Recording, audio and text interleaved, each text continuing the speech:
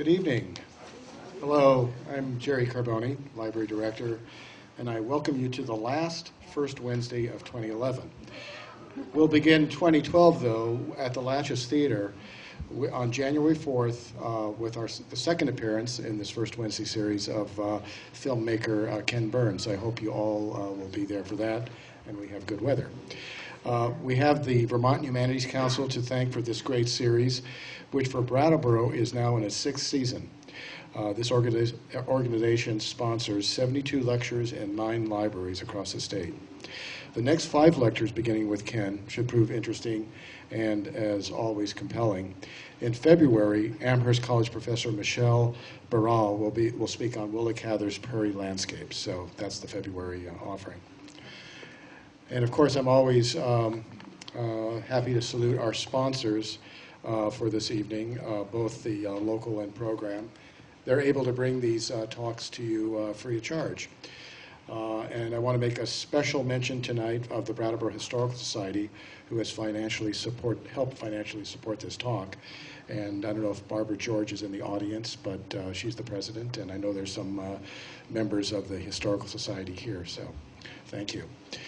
In addition, for this entire series, the library must raise $2,500 as a local match, and that's why you see in the room tonight book sales, raffles, auction items, and these are the ways that we support our series every year. And this is sponsored by the Friends of Brooks Memorial Library, so if you're not a member, please join. We have a brochure on the table, and that way you'll get the Friends newsletter and help support the library. Besides the Friends of the Library, the other sponsors for the series is Brattleboro Savings and Loan, Attorneys Downs, Racklin Martin, and the Wyndham World Affairs Council of Vermont. The other sponsors for the series is Dakin Benelli PC and KSC Partners. They will be sponsoring Ken Burns. And the Vermont Department of Libraries is the statewide sponsor. And even one of you this year helped support one of the lectures. So if you're interested, see me after the talk. And now I'm sincerely pleased to welcome Professor David W. Blight. Dr. Blight is the class of 1954 professor of American history and director of the Gilder Lehrman Center for the Study of Slavery, Resistance, and Abolition at Yale University. He is one of the nation's foremost authorities on the U.S. Civil War and its legacy. Professor Blight is the editor and wrote the introduction for A Slave No More, Two Men Who Escaped to Freedom, including their narratives of emancipation, which is actually 2 slave narratives that he helped discover in 2004 and were brought to light in this book. He's also the author of Race and Reunion, The Civil War in American Memory, which received 8 book awards, including the Bancroft Prize, the Abraham Lincoln Prize, and Frederick Douglass Prize, as well as 4 awards from the Organization of American Historians, including the Merle Curdy Prizes for both intellectual and social history. His newest book is American Oracle, The Civil War in the Civil Rights Era, which I am reading right now. And although I'm not really a Civil War buff, I'm completely involved in this work, which looks back at the Civil War at its centennial anniversary from the perspective of 4 writers of that era: poet, novelist Robert Penn Warren, historian Bruce Catton, literary critic Edmund Wilson, and the African-American essayist James Baldwin. All 4 were writing and thinking of the war's significance in the 1960s, just after the passing of the last Union soldier who died in 1958. Today we commemorate the beginning of another great war, the 70th anniversary of the bombing of Pearl Harbor. And today, while reading Brattleboro Reformer's editorial, Never Forget, it was sad to note the disbanding of the Pearl Harbor Survivors Association, which was founded in 1958 due to the difficulty it has in finding chapter officers and the health of the nearly 2,700 elderly members that consist of their membership. So someday in the near future, the last survivor of that conflict will have passed, and some of us here may be looking back at the centennial of World War II that spawned, as we know, the Greatest Generation. As a reformer also notes, the personal first-hand account of the Pearl Harbor attack and other battles will be silenced, as all of those who experienced it will be dead. But there will be those poets, journalists, critics, and historians who will preserve the events and make meaning for future generations. Professor Blight is a historian who has preserved our link to the past, which help us get a better perspective on the Civil War's 150th commemoration. He will tell us more about that tonight. Please welcome Professor David Blight. Well, thank you so much, Jerry, not merely for the introduction of me, but of the reminder about December 7th. I, too, have been following the news today. I read in the New York Times this morning about the fading away of the Pearl Harbor Veterans Association. But I also have the vivid memory, as perhaps many of us do, that for my parents, my father was a World War II veteran, 4.5 years, U.S. Army. For my parents, Pearl Harbor was without question the benchmark flashbulb memory of their lives. And in some ways, they never stopped talking about it. Now that I just thought of that as you were mentioning it. That and the Depression. My father always said, "Don't buy too much insurance. Know where your money is." So and Pearl Harbor. You know, in minute detail, they could tell you where they were when they heard the news, right? As we now know where we were when we heard the news of Kennedy's assassination, 9/11, and so on.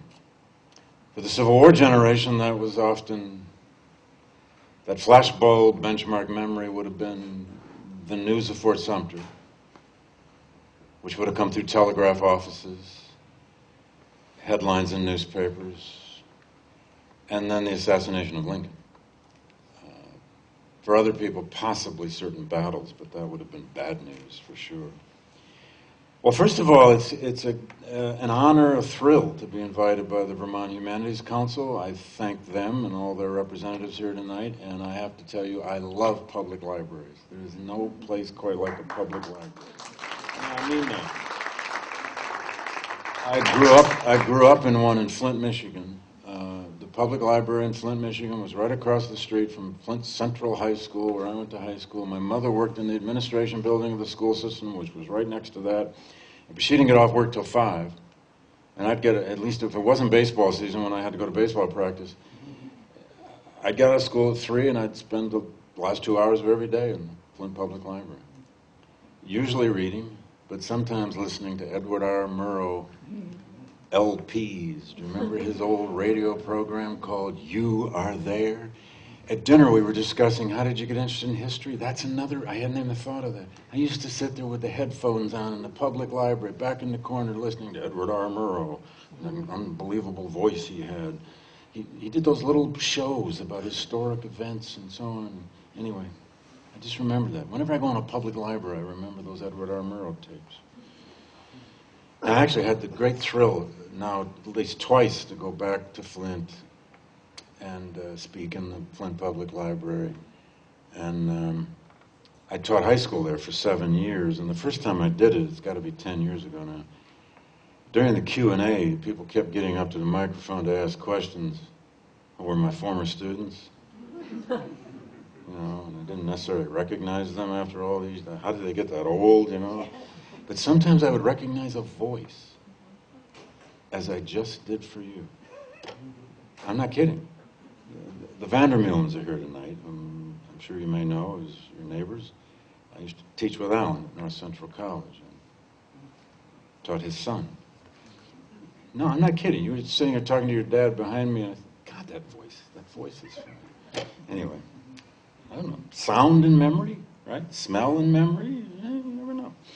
Okay, I want to talk about this remarkable, in some ways painful, strange juxtaposition of these two great phenomena of the centennial of the Civil War, commemorated in the late 1950s and then into the 60s, with the civil rights movement. They're both happening at, obviously, the same time.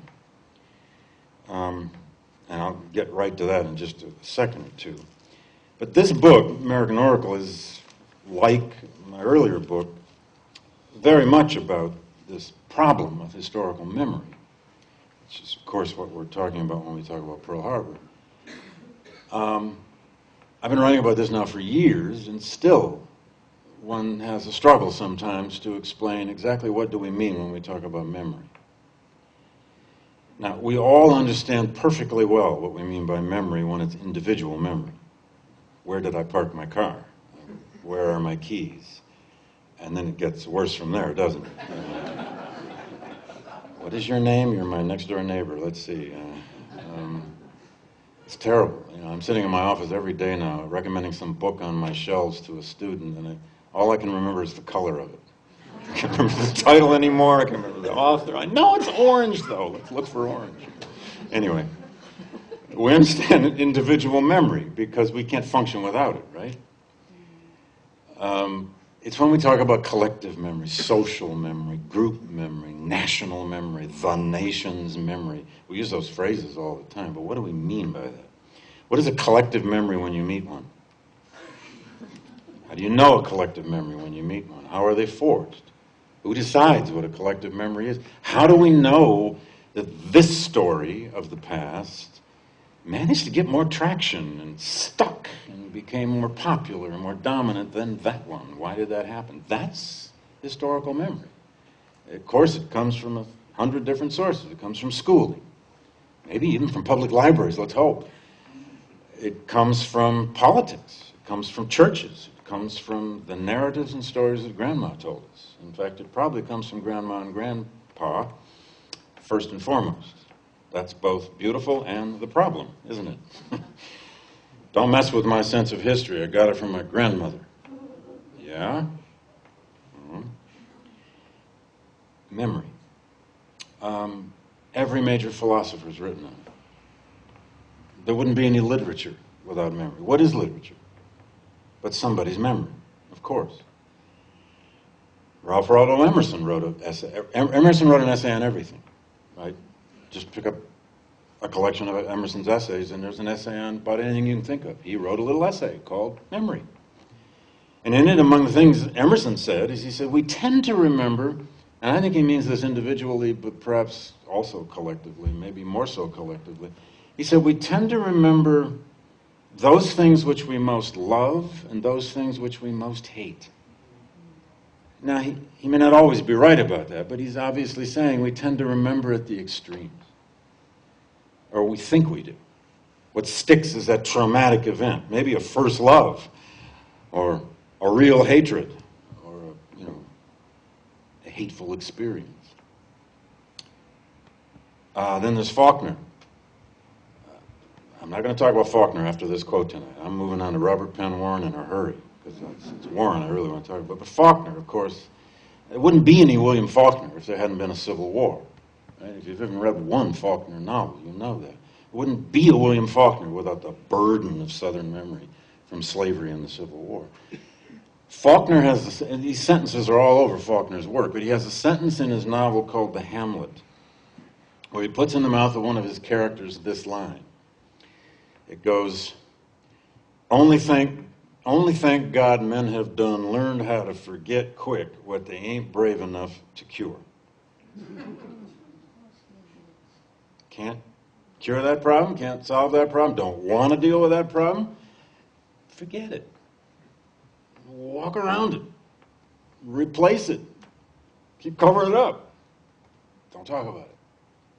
Or create another narrative that gets in its way. And then there's Mark Twain, as only Twain could do it, who warned us about trusting memory at all, of any kind. Twain said, when I was a young man, I remembered everything, whether it happened or not. But now that I'm an old man, I remember only the things that never happened. Is that true or what? How many times have you told that great story from your youth or your college years, and it just gets better and better? Do you have any idea if it's true anymore? Does it matter? I won't tell you mine. A friend and I had a rule with each other when we were teaching assistants in graduate school. And the rule was, you tell them your lies and I'll tell them mine, but don't get in the way of my lies. That's not what we do with history. So, All right, the Civil War and civil rights. I want to get to the four writers in just a quick moment. But let me place you somewhere. And I've only actually just come across this document since I published this book. I'd give anything to be doing a new edition already. The book's only been out 2 months. And actually, it's a senior thesis student I have at Yale who's doing a research project a year long on this, and she has found most of this for me. It's incredible. 1961. John F. Kennedy is inaugurated president, January 1961, as we all know. The day after, or it might have been 48 hours after Kennedy took the oath, Martin Luther King sent him a telegram. I only learned this week. I thought this didn't start for several months, but at any rate, King sent Kennedy a telegram. And the telegram, in effect, was urging the president, the new president, it was honoring the new president, but urging the president to issue a second Emancipation Proclamation. And in that second Emancipation Proclamation, outlaw by executive order racial segregation in the United States forever. Model it on the first. Please, Mr. President, consider this possibility. Now, a little context. King's organization, of course, was the Southern Christian Leadership Council, the SCLC. SCLC was just coming into its own then. This is 61. This is in the midst of the freedom rides, or right in the wake. Well, it's in the midst of the freedom rides. The sit-ins have already happened. This is, after Little Rock, after the Montgomery bus boycott, and so on, of the late 50s. The civil rights movement's leadership, at least in King's circles, had great hope for the Kennedy administration. They had thought here was going to be a change. They were going to now get the presidency on the side of the movement. Well, there was some reason to believe that. But, of course, as anyone here remembers or knows, any of our political history knows, that the Democratic Party at that point was still, even though that Massachusetts Catholic got elected narrowly, the Democratic Party was still kind of held by the Southern Democratic bloc, wasn't it? The old white supremacy bloc of the South. This is still pre-Goldwater, and we know that. Well, nothing much happened in 61 on this idea, but think of that idea for a moment. They were urging Kennedy to just stage an event and announce to the world segregation was going to be outlawed by executive order. Why were they doing that? Well, they were doing that in part because they had no faith that Congress could ever do this. Ever. I mean, think about our Congress today, which is, sorry?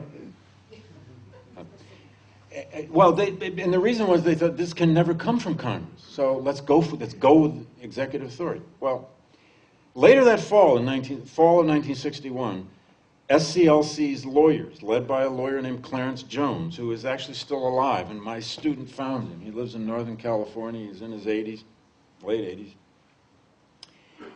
And on the telephone, and I've been on email with him now, he says, oh yeah, I wrote it.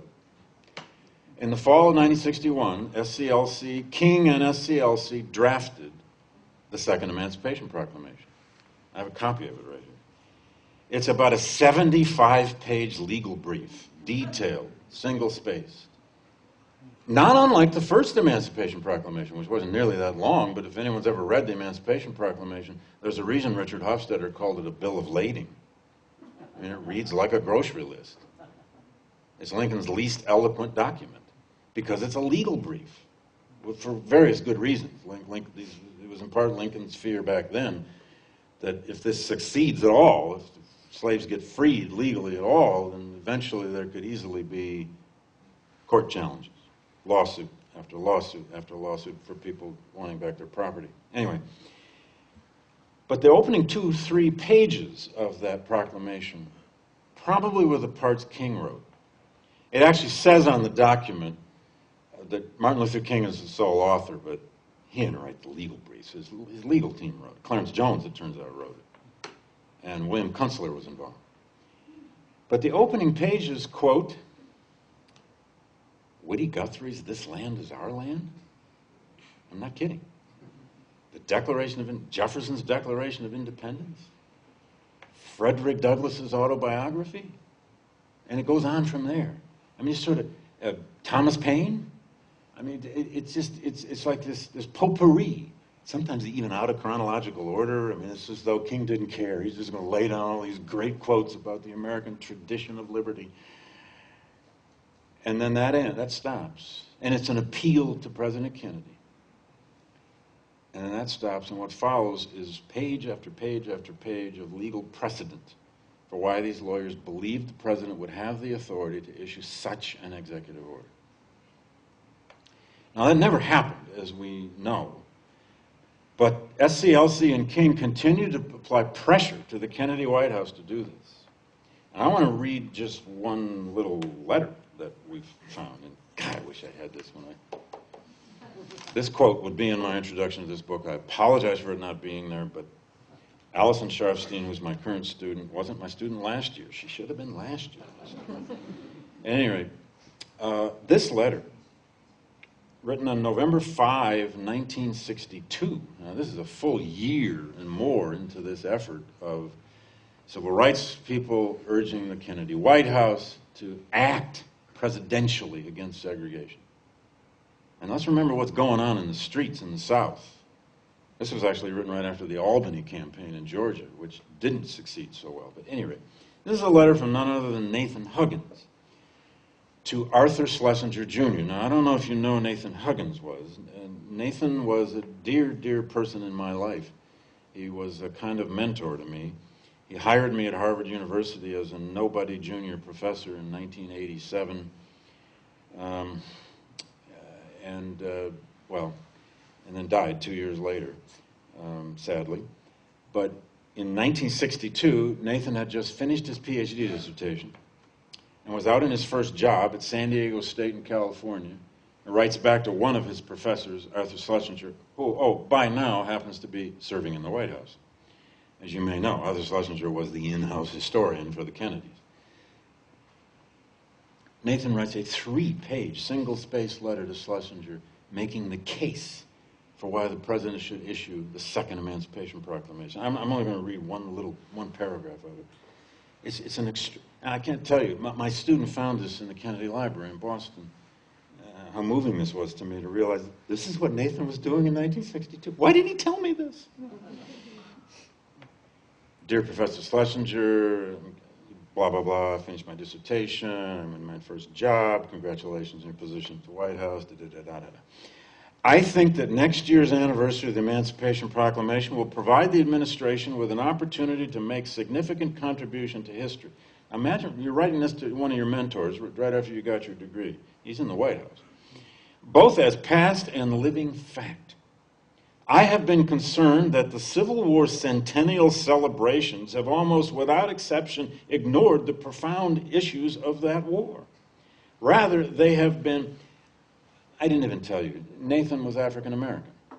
If you don't know his work, he wrote 4 or 5 tremendous books, almost all of them in African American. He's a pioneer of modern African American history. At any rate, he goes on. Rather, they have been, rather those events have been content to reenact some of the battles, pronounce a present national unity, and bemoan the tragic and apparently pointless fratricide. Now, I need not tell you that the war meant more than these celebrations would ever suggest. No matter how incidental to the war's original purpose emancipation might have been, the dynamics of the war convulsed toward the freedom of the slaves. Convulse was Walt Whitman's favorite verb for the Civil War. I know that's where Nathan's getting that from. Whatever its beginnings, the war ended with the emancipation of human chattel. If the war does not symbolize that liberation, then it was nothing so grand as tragic, it was pitiful. And then the letter goes on in that vein, making this appeal. Please, Professor Schlesinger, talk to the president. Get him to do this. Well, Kennedy never did it, and I don't want to dwell all on that. Many of you may know the Kennedy White House sidestepped civil rights in its first year or so, didn't shoulder up, and was trying to develop a balancing act, and Bobby Kennedy was really the point person to do it. It was only after the Birmingham campaign of '63, Bull Connor, the dogs and the hoses and the exposure of all this to the world, that finally, by the summer of 1963, the Kennedy White House was mostly ready to embrace at least King's organization and civil rights and welcomed the March on Washington. Now, at that March on Washington, last point about it, everyone in this room has heard the I Have a Dream speech, haven't we? Every kid in America grows up probably at some point hearing, learning some piece, or singing. There are lots of children's songs now based on the last part of the I Have a Dream speech. But the dream portion of that speech, folks, as you may or may not know, doesn't come until the last 3 minutes. And it's extemporaneous. King freelances the dream, those magnificent, incredible dream metaphors of the last 3 minutes of the 17 minutes were freelance.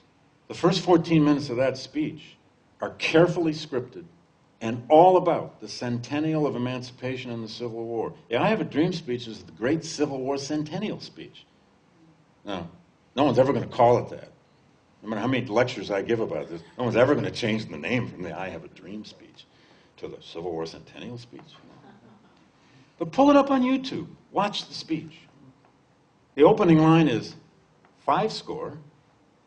Oh, who's sitting behind him, right? He's playing off the Gettysburg, 5 score years ago. And then comes that incredible lyrical opening paragraph of the Dream speech, where King says 5 times, 100 years ago. And he explains what's going on in the Civil War. 100 years ago, 100 years ago, 100 years ago. And every time he uses it, the sentences end with the refrain, and the Negro is still not free. It's all about that 100th anniversary. I mean, he's using it, he's appropriating it, he's employing it. Frankly, beautifully employing. And then he floats into other kinds of metaphors. He uses the metaphor of the promissory note. In that case, he's actually referring to the Declaration of Independence. And he says, America has a promissory note that has come back labeled, quote, insufficient funds in the Bank of American Justice. I mean, it's one metaphor like that after another.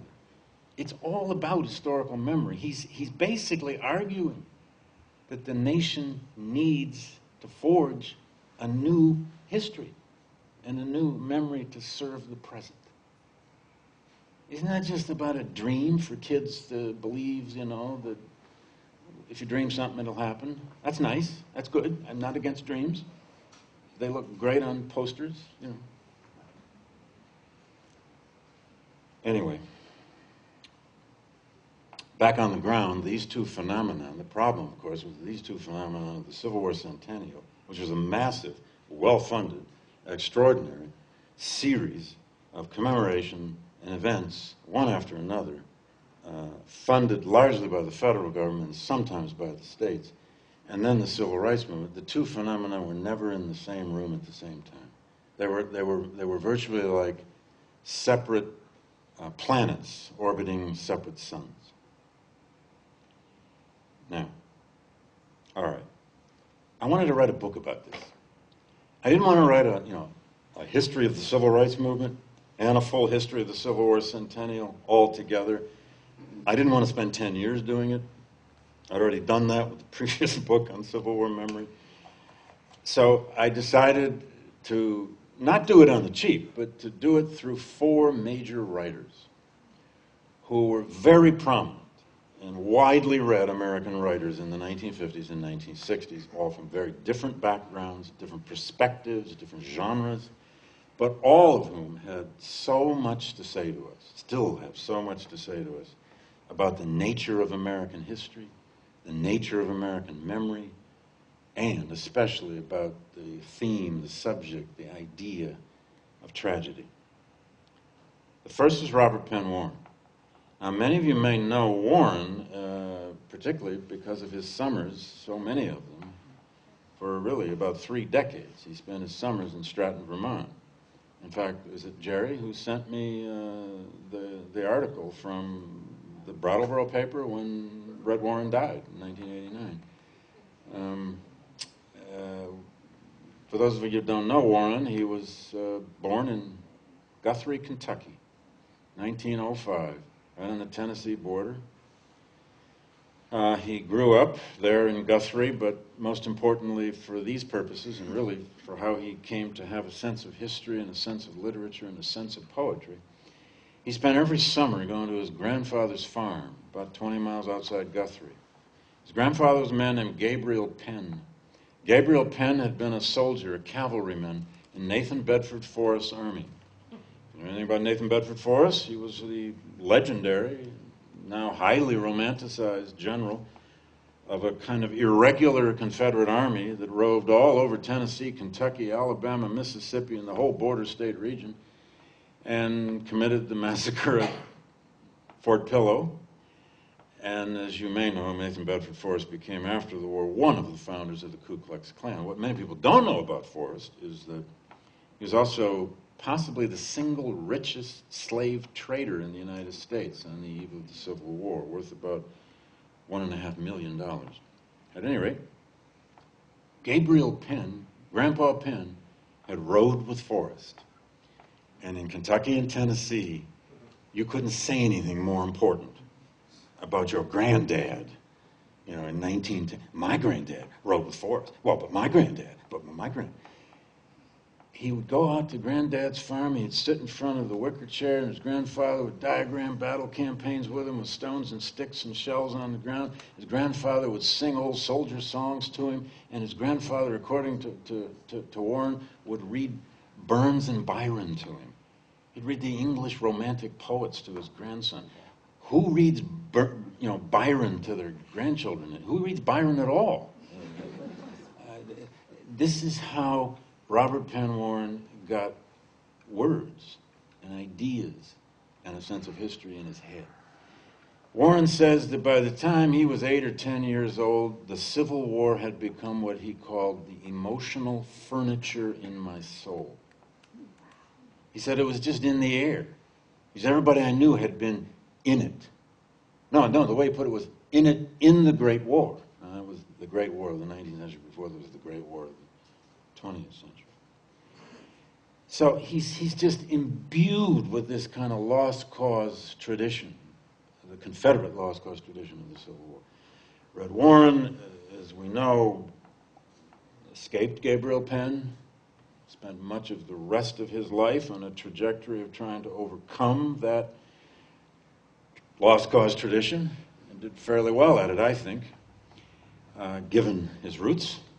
He went to Vanderbilt famously as a boy wonder. I mean, he was like 15 when he entered Vanderbilt. He became part of the famous fugitives, the agrarians of Vanderbilt in the 1920s, and John Crow Ransom and Allen Tate and others. He was the young boy wonder among these new generation of modernist Southern poets.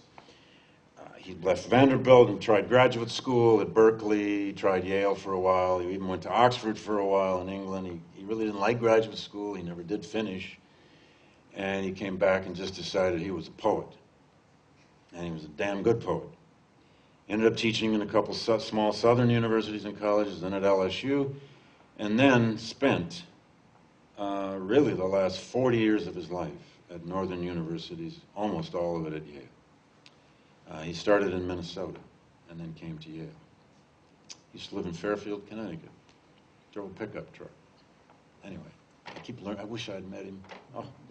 But anyway, along the way, Warren never, ever got the Civil War out of his soul, that furniture in his soul.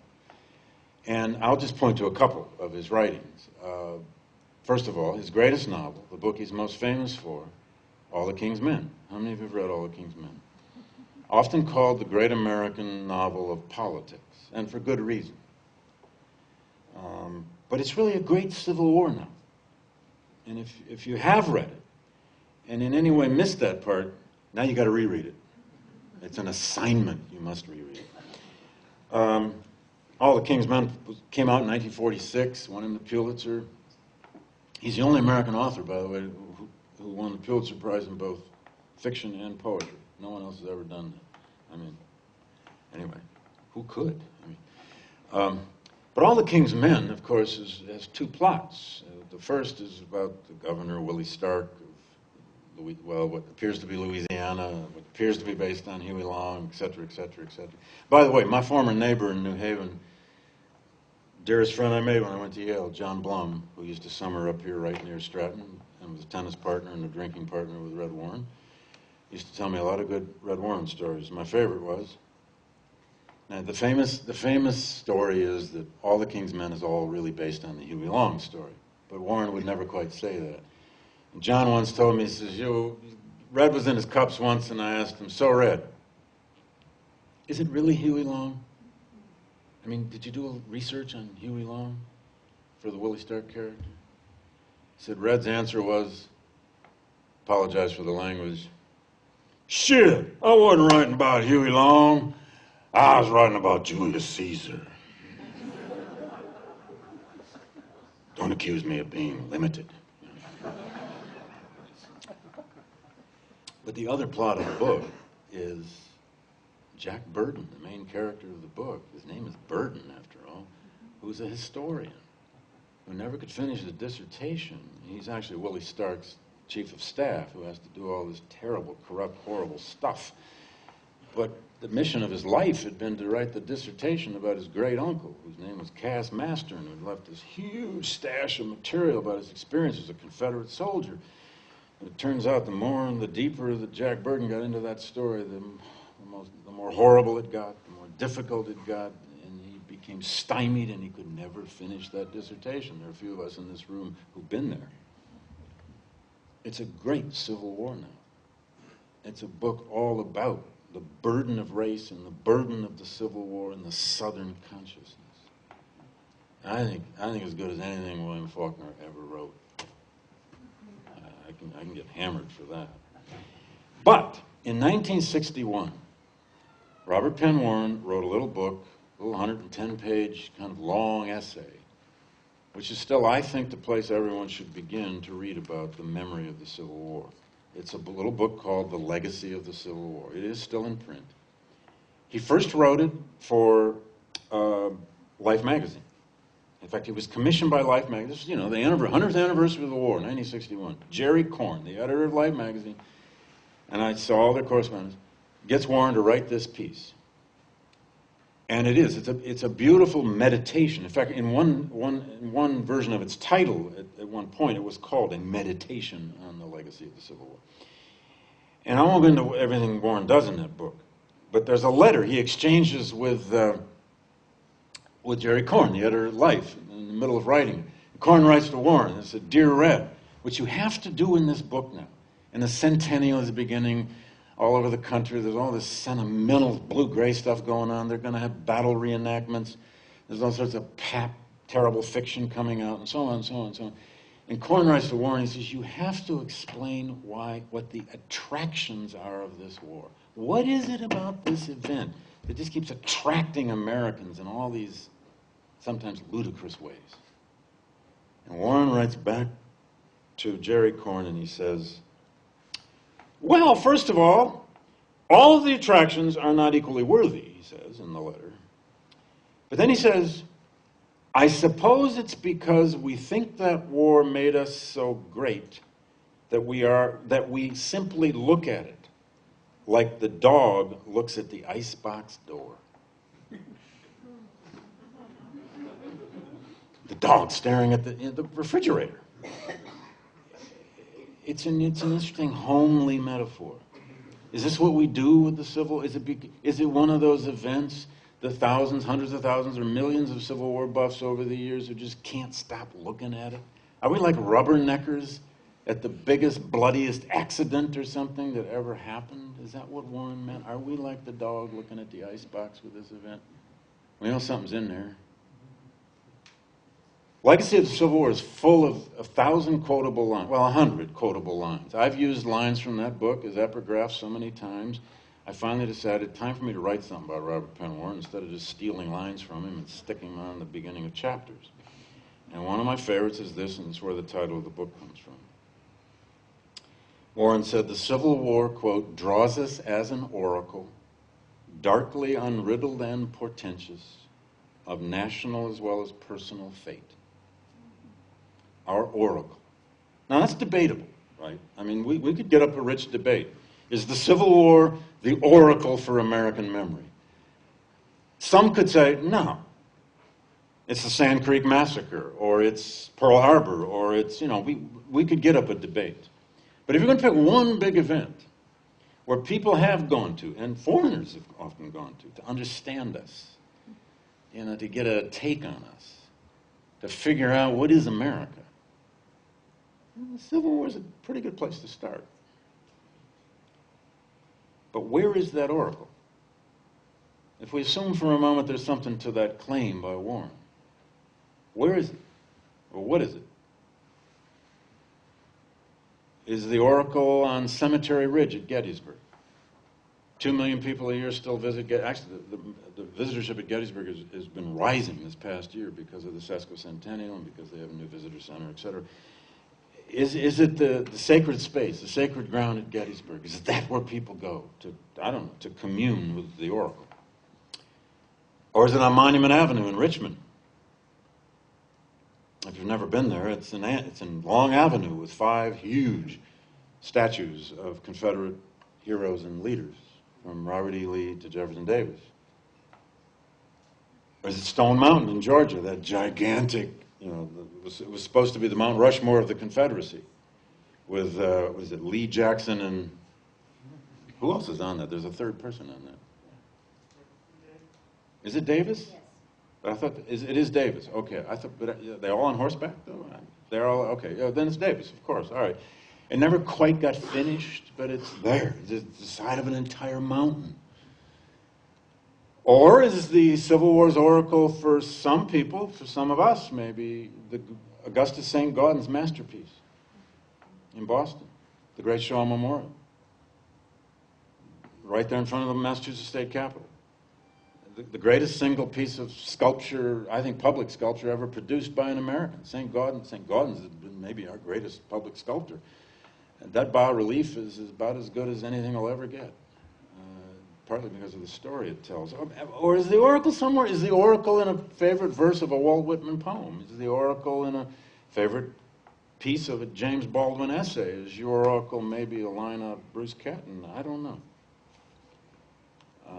For some people, it might be to be at Shiloh at 8 a.m. on April 6th. And by the way, there's a huge event being planned for the 150th anniversary of the Battle of Shiloh, and everyone has to get there to be there for sunrise, because that's when the battle started. You've got to be there. And I'm not against that. That's good. Anyway, I could say a lot more about Warren. Let me say quickly why I chose these other 3 writers, and then I want to come back to just a couple elements of this and then open it up to you. The second writer is Bruce Catton. All right, how many of you grew up reading Bruce Catton? Anyone in this? Good. All right. Well, then we need to get Bruce back in print.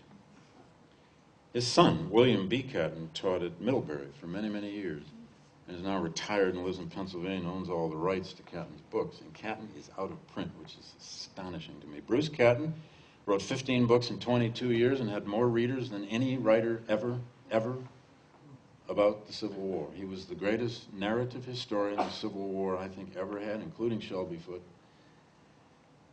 and especially Shelby Foote, in my view. Catton was born in Benzonia, Michigan, a tiny little kind of, I guess now maybe 2 traffic light town, about 300 miles northwest of Detroit on the gorgeous Crystal Lake. I grew up in Michigan, but I've actually never been to Crystal Lake, but everybody tells me it's gorgeous. Catton was born in 1899. He had the good luck of attending a local academy where his father was the principal, a very good education. But he got his emotional furniture for the Civil War, this Yankee in a little town in Michigan, by hanging out at the train station and hanging out on the town square and talking to the old Union veterans. It's a kind of a reverse of Bruce Catton, or of Penn Warren and his granddad. He would go down to the train station in Benzonia. He said there's nothing else to do in Benzonia except go wait for the morning limited and talk to the old Union veterans, the old GAR guys, and listen to their stories. every day if he could, especially in the summer. And then he'd go to all their Memorial Day parades and so on. And when he got around to writing a memoir in the mid-1970s, Catton called his memoir Waiting for the Morning Train. And it's actually a beautiful read. It's still in print. His books fell out of print, but not his... That makes no sense. But anyway, it's true. And Catton came of age. He went to Oberlin College, dropped out in his junior year, and joined the U.S. Navy in the last year of World War I. He's on that list of great American writers who were college dropouts. That's not a good idea if you're a student. Stay in, get your degree, and then become a great writer. He went in the Navy, got out of the Navy, never saw combat. He got this man who would write so beautifully and movingly about war. He came back and became a journalist, which has a lot to do with why he's such a great writer. He spent over 20 years as a journalist working on northern newspapers from Cleveland to Boston to Detroit and so on. He eventually had his own syndicated column. In the late 1930s, he went to work in the federal government as a bureaucrat. He worked his way up very quickly. He became the press secretary to Henry Wallace, Vice President of the United States. For a while, he worked as chief press spokesman in the White House for FDR. And eventually, he worked in what was called the War Production Board as their chief press representative. He was actually kind of a PR man in the FDR administration. When the war was over, his first book was called The Warlords of Washington, which is a fascinating history of the War Production Board, in which this old New Dealer argued that the United States did not take over industry enough with the government to produce for war. And then he quit his government job in 1948 and started hanging out at the Library of Congress, reading Civil War diaries and letters. And his first book of narrative history came out in 1951. Called Mr. Lincoln's Army, followed in 1952 by Glory Road, mostly the story of the Gettysburg campaign, and followed in 1954, probably his greatest book, called Stillness at Appomattox, which won him the Pulitzer Prize, the National Book Award, Book of the Month Club #1, and within a year, he was the meal ticket of Doubleday Publishing, selling hundreds of thousands of copies every year. He would then go on to write, as I said, a total of 15 books. It included, I'm sure this book is in this library, if not in your homes, the Great American Heritage Picture History of the Civil War, which was produced in 1960. He wrote the 60,000-word narrative for that. He wrote This Hallowed Ground. And at the time of the Centennial, from 1960 to 65, he produced yet another trilogy, a book called The Coming Fury, and the book called Terrible Swift Sword, and the book called Never Call Retreat. He never lost his touch. His touch was the prose. Catton, and I was telling the Marlboro students at dinner, we had a wonderful talk about, so how did we all get interested in history? Bruce Catton was my entry. He was the first historian I have any memory of ever reading. I started reading him as a teenager. I used to pray for rain in my summer job, which was an outdoor recreation job, so I'd get afternoons off, so I'd go hide and read Bruce Catton. It was the prose. He would write an opening sentence that just grabbed you and you had to keep going. I had the pleasure of working in his papers, which are in 2 places, and no one has ever written anything about him. We academic, hoity-toity historians have dismissed him because he was popular. Don't we love to hate that? Every airplane I get on has a David McCullough book, within 2 rows of me. Well, actually, it used to be all Harry Potter. Now, David McCullough doesn't do too bad even against Harry Potter. But, if you were on a train in 1963, you'd have had somebody reading Bruce Catton. In his papers, and I'll just drop him after that, were thousands of fan mail letters. The kinds of letters that most of us historians would just dream to have any 4 or 5 of in our lifetime. Letter after letter after letter that people write to him. Oh, Mr. Catton, I love your book. I love that section of such and such. I'm reading it slowly, Mr. Catton, because I don't want it to end. When is the next book coming out? Please get that next book out. I don't want to wait for it. Or the guy who writes and says, I'm taking 2 of your books to Havana with me. This was in the late 50s, before the Cuban Revolution. And he claimed he never left his hotel room while he was in Havana, with all his casinos and whatever. But what I hadn't expected to find in those fan mail letters are dozens and dozens of people who write to him and say, on page 82, where you quote that diary from the 12th New York Volunteers, that's my grandfather. Lots of those. And you quickly do the math and you realize, and once in a while, it's even, that's my father. In the 50s, that's entirely possible. You know, people had fathers. My favorite was, though, a letter a guy writes to him and says, I had 9 great uncles in the Civil War, 5 on the Northern side and 4 on the Confederate side, and you only quoted from 2 of them. You know, it's like, what's up with that? All right. Edmund Wilson, who wrote Patriotic Gore, the great literary history of the Civil War, published in 1962, an absolute sensation of a literary event in 1962. It's a massive 800-page tome. He treats about 30 American writers who had all survived, who had been participants in or survivors of the Civil War period, and a book that is, in some ways, confounding and exasperating and angering, particularly its introduction, which is brutally, viciously anti-war. Edmund Wilson was born in Red Bank, New Jersey, 1895, upper middle class. Father had been Attorney General of New Jersey, stalwart Republican, Lincoln Republican. Father, when he was young, gave him Lincoln books to read, and he never read any of them because they were books from his father. Why would they be important? He never touched one of them until his father died in 1920. But Edmund Wilson was a boy genius. You know, he goes to boarding school in Pennsylvania, becomes a lover of French literature before he's even out of high school, goes to Princeton, graduates high honors, F. Scott Fitzgerald's a roommate, et cetera, et cetera, et cetera. Enlisted in the preparedness training schools that were all over the place in 1916 because of the war in Europe. And then he enlisted in the Army Ambulance Corps in 1917 when the United States declared war, went to France, and spent almost all of 1918 in a hospital in northeastern France where his job, for about 8 months, was burying the dead, caring for gas victims, and preventing suicides on the psych ward. He came out of that loathing war. I mean, that's understating it, for the rest of his life. He even opposed the Second World War.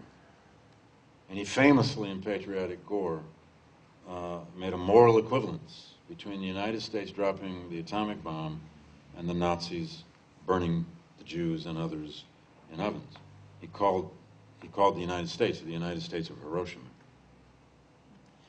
It's a very controversial book, but had a huge impact, because Wilson was the greatest literary critic of the 20th century, without, I don't think, a doubt. And his papers were also at Yale, so I couldn't resist writing that chapter. And finally, James Baldwin, the great African-American novelist, essayist, but in my case I used him particularly because of his nonfiction. Baldwin is the next generation.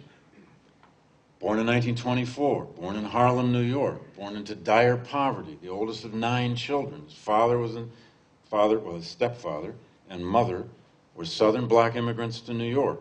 His father worked in a bottle factory in Brooklyn by day and was a storefront preacher by night. His father hated the world. And Baldwin ended up hating him back and wrote about it brilliantly in Go Tell It on the Mountain, his first novel. Baldwin's greatest lucky break was that he had actually a good education in New York public schools, especially DeWitt Clinton High School in the Bronx, which has a whole bunch of famous writer graduates. But when he graduated from Clinton High School, he had no money, so he never went to college. He went down to Greenwich Village to figure out his sexuality, and he did, which included his best friend leaping to his death off the George Washington Bridge, which becomes a scene in one of his novels. But in the village, in World War II, in the 40s, late 40s, Baldwin tried to be a writer. He was becoming a writer, but he couldn't do it in America. He was a complete psychological mess. And he moved to France for 9 years. Lived in Paris mostly, some in Switzerland, some in Istanbul. Wrote his first 3 novels, Go Tell It on the Mountain, Another Country, and Giovanni's Room, the first major modern work of fiction about homosexuality by an American writer. But the civil rights movement is bursting out back home, obviously, in the 50s. And Baldwin comes back to America for the first time in 9 years, in 1957, when he's 34 years old. He's never even been in the South. And he goes to Georgia and Alabama in 1957. And he began to write essays. He'd actually already begun to write essays. His first collection of essays was published as Notes of a Native Son in 1956, before he even got here. And then his second great collection of essays, Nobody Knows My Name, published in 1961. And then his greatest, most famous work, I don't think it's his greatest work, but his most famous work, The Fire Next Time, published in 1963, which was basically, like Robert Penn Warren's Legacy of the Civil War, essentially about a 100-page pamphlet, first published in the New Yorker magazine. It's a manifesto about the danger in American race relations and the lack, in his view, in America of a deep sense of history, or for that matter, any even knowledge at all of the history of racism and the history of slavery. And a book, when published in '63, dedicated to his nephew on the anniversary of the Emancipation Proclamation. And by the way, Fire Next Time was 9 months at the top of the New York Times bestseller list in 1963. That's a little hard to believe today, but it's true. Baldwin became the literary voice of the civil rights movement, and in every essay he wrote, his subject isn't necessarily explicitly the Civil War. Sometimes it was. Usually it wasn't explicitly the war as much as it was the history, the legacy, and the memory of slavery, racism, Reconstruction, and its aftermath. And Baldwin was everywhere in the civil rights movement, hammering away at college audiences, public audiences, wherever there was an audience, and so often even on television, about how Americans need to face their past. Those are the 4 writers. I ended the book, though, with a kind of an ode to Ralph Ellison. Now, I suspect most of you know Ralph Ellison as the author of his one great book, Invisible Man, published in the late 40s, or was it 50, 51? Ralph Ellison never wrote that much explicitly about the Civil War. Explicitly. Always he was writing about the legacies and meaning of race in America, of the African Americans' invisibility, and the psychological consciousness that race causes, and so on and so on and so on. But last year I was out at the Huntington Library on a fellowship trying to finish this book, and next to me, in the office next to me, now a dear friend, was Ken Warren, who was an African American literary critic of really great distinction. And he'd heard me give a talk already on this and on Baldwin, and, you know, that's what we all had to do, was give a talk about what we're writing about. And Ken peeks into my office one day. He says, "Have you ever read that essay by Ellison called Tell It Like It Is, Baby?" I said, "No, I never heard of it." And I thought I was a pretty careful reader of Ralph Ellison. There are like 3 collections of his essays out there, and it wasn't in any of those.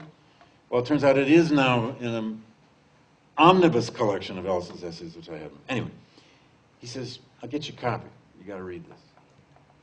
And I read it, and it completely blew me away. I'll just describe it very briefly to you. And I used it as a way of trying to have an epilogue on this book. It's an essay Ellison published in 1965, the end of the Civil War Centennial, and right after the passage of the '65 Voting Rights Act. But the dream goes something like this. Well, the title of the piece, by the way, comes from a friend of his from Oklahoma. Ellison grew up in Oklahoma. An old friend of his wrote to him and said, "You know, you heard about this Supreme Court case? You heard about what them crackers are doing in the South? You heard about this, Ralph? What's up, Ralph?" He says, Can you, tell me how it is, Ralph. I don't get what's happening to our country here. Can you tell me what it is?" And hence the title, Tell It Like It Is, Baby. The dream is this. He's dreaming being a little boy. And he's back in Oklahoma City where he grew up. And he's walking down the street, and he thinks he sees his father.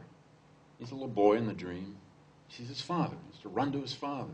Well, it turns out Ellison's father died when he was 3, so he never really knew him.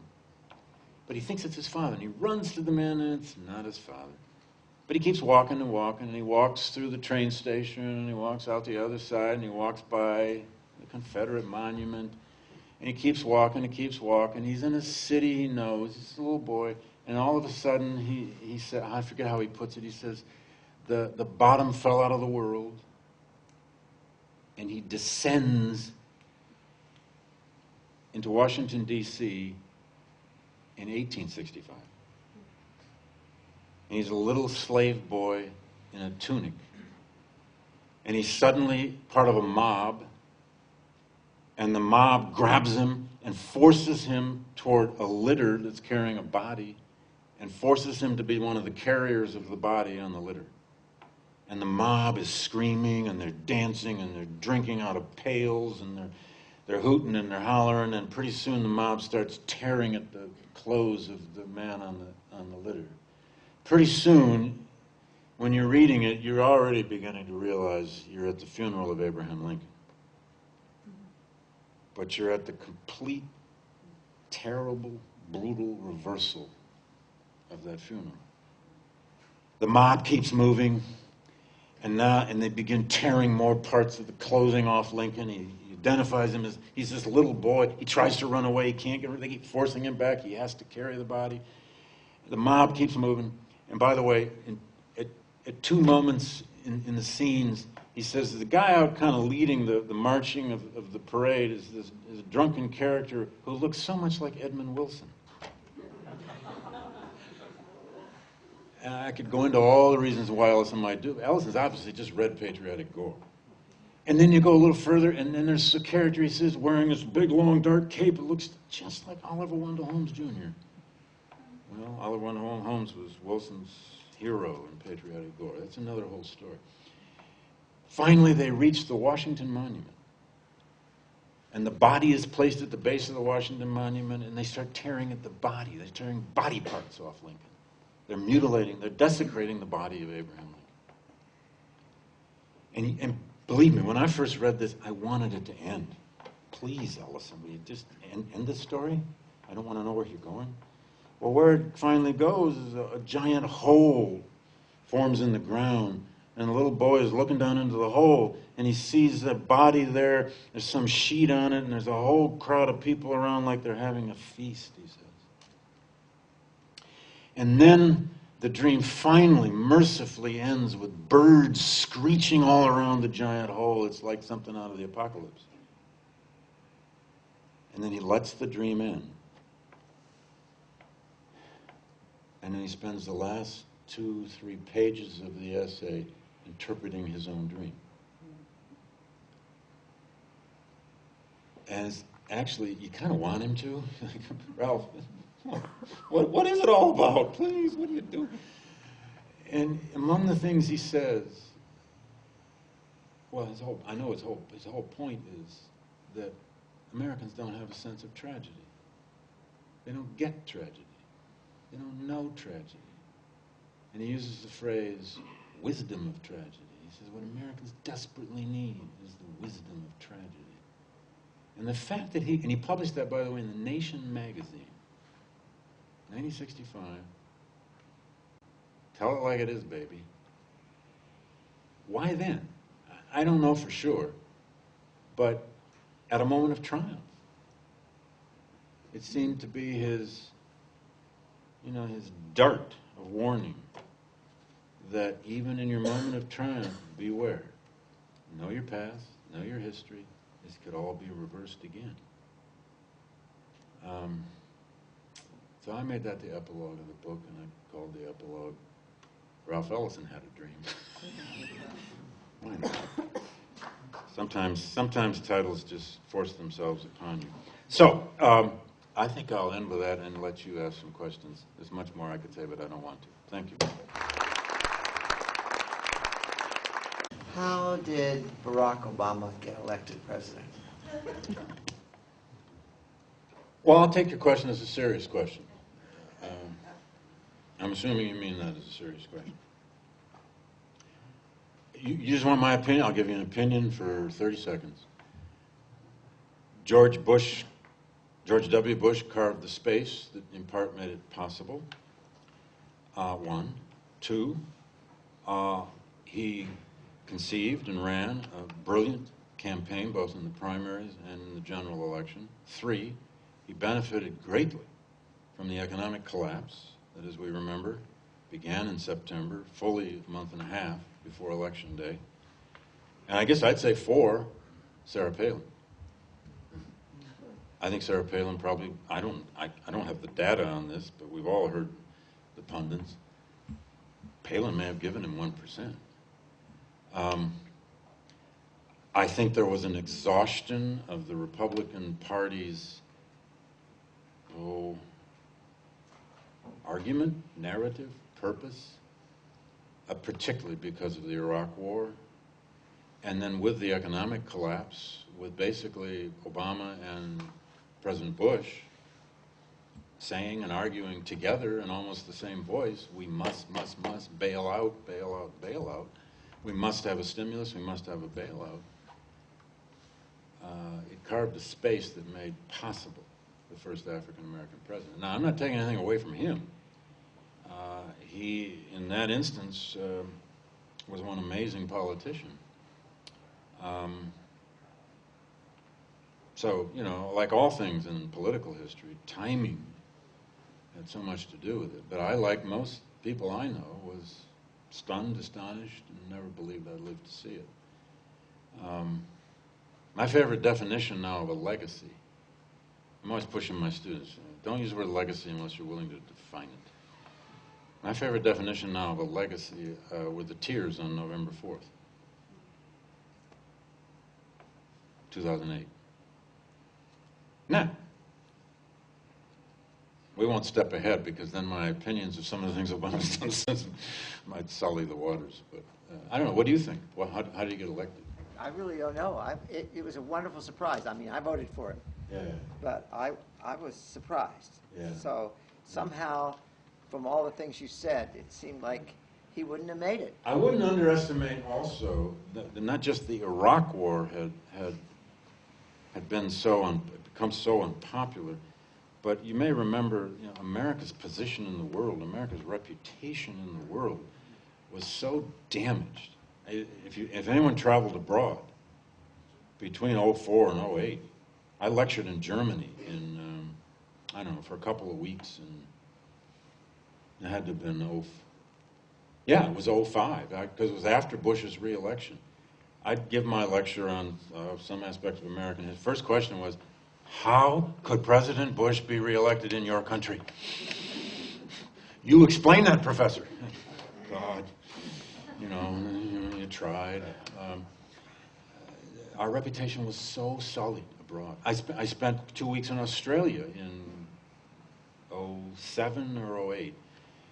And, people just couldn't believe Bush could be reelected. And Australia had its own debate over Australia's participation in the Iraq War. I mean, they had their own problems.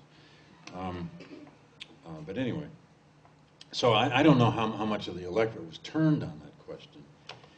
But as we know, foreign policy, it may not this time. It's amazing we can still be involved in at least 1.5 wars. And foreign policy may not have much to do with this election.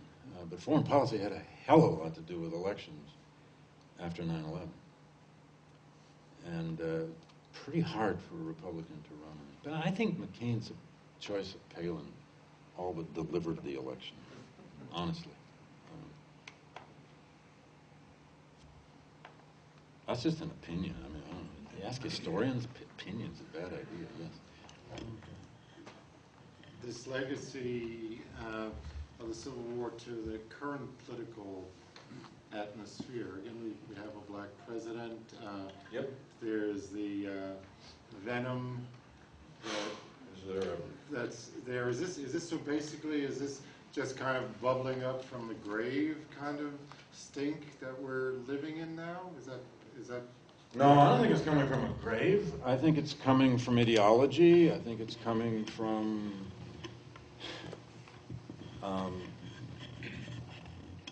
racial views. It's coming from ideology. Look, I mean, the most obvious roiling legacy of the Civil War right now, seems to me. And actually, I have a whole essay on this. If you're interested, I can tell you where it's published. Is our ongoing debate about federalism. I mean, our politics is now absolutely imprisoned by this debate over the place and role of the federal government, and the place and role of the states. And how much power should the federal government have, how much power should the states have? Should there even be a federal government, frankly, to some libertarians, except to have an army? There are right now literally hundreds of bills. If you go, you can follow this right on the internet.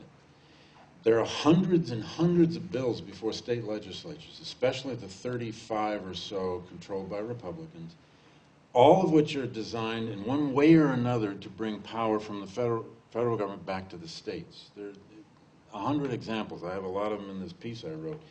The state of Montana has a bill that hasn't yet passed, which would require the FBI, the Federal Bureau of Investigation, to get the approval of a local sheriff ever to make an arrest within the state of Montana. They've never heard of Bull Connor or some other stories.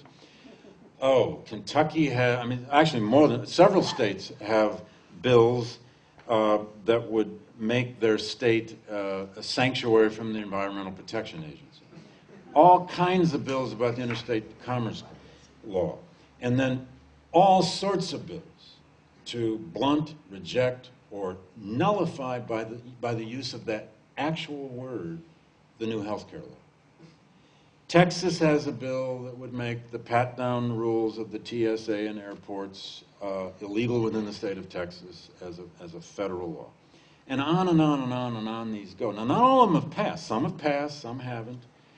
But the Southern Poverty Law Center, for example, published a recent, their recent edition, it was like 6 months ago, that had a litany of these bills and laws that are before state legislatures. The debate we're having, it's an old American. It goes back to our origins, the place of the federal government vis-a-vis the states.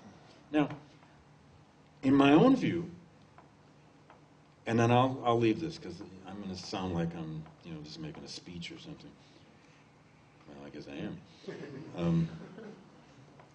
If you go back and read the secession conventions, or for that matter, just read Charles Dew's book. Charlie Dew teaches at Williams College, wrote a wonderful book called Apostles of Disunion, which is a nice little book about the secession crisis. You read what the Confederates, or the soon-to-be Confederates, were saying about why they seceded from the Union and how they justified why they were doing what they were doing against centralized power and so on and so forth. And then read the documents of the Tea Party. Or read, especially the most aggressive advocates of the Tea Party on their websites, many of which cite the Confederate Constitution. Not all of them. In fact, when this piece I wrote was published in a magazine I didn't know anyone even read. It's called The American Interest. It's a kind of a politics and foreign policy magazine in Washington. But I got a vicious email from a guy in Greenwich, Connecticut, who said he was the head of the Greenwich, Connecticut Tea Party. And he really resented that I made any comparison between, anyway, the Confederate Constitution and the Tea Party. But I told him, just go to your own websites. It's all over the place. Of course, what they don't bother to understand or even look at is how, as soon as the Confederacy was born out of resistance to federal authority and centralized control, Jefferson Davis went about the business as fast as he could of creating a large centralized state called the Confederate States of America in order to fight an all-out war. No one ever worked harder and faster to create a centralized state than Jefferson Davis against the odds. I could go on and on about that. But no, it didn't just come from the grave. Now, how much of this is racial? I'm not sure we have good data on that. I mean, I'm sick of hearing the polls, about is Gingrich up by 2 now, or up by 8, or up by whatever. I want to see some serious polling data on, conservative attitudes about, not just about whether they like Obama. We know they don't like him, but why? What's that all about? Why have they said no to every conceivable, even imagined compromise? Who knows whether they're shooting themselves in the feet or not? It may work. It may work. Yes, sir? I'm on my sixth volume of Bruce Catton's